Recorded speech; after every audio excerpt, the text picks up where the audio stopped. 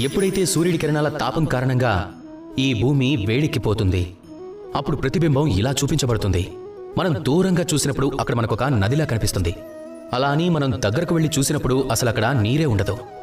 మనం తిరిగి చూసినప్పుడు మనం ఎక్కడి నుంచైతే వచ్చామో మనకు అక్కడ నీరు కనిపిస్తుంది.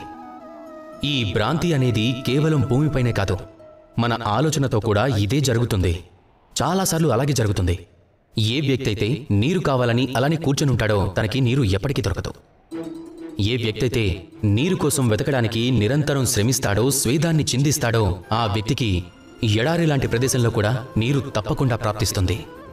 జీవితంలో మనం ఏదైనా పెద్దగా సాధించాలనుకుంటే మనం నిరంతరంగా శ్రమించాల్సి ఉంటుంది. ఈ శ్రమకి భావం అత్యంత మహత్తరపూర్వకంగా ఉంటుంది. భావం అలాగే భావోద్వేగం ఇవి లోపలుండేవి. రూపం అలాగే అలంకారం ఇవి బయటికి కనిపించేవి. ఏ వ్యక్తి అయినా రూపాన్ని ప్రేమిస్తే అది వాస్తవికమైన ప్రేమ కాదు.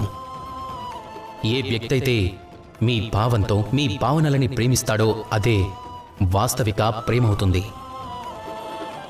ఈ మాటలను గుర్తుపెట్టుకోండి. అలాగే నాతో పాటు ప్రేమగా చెప్పండి, రాధా కృష్ణ.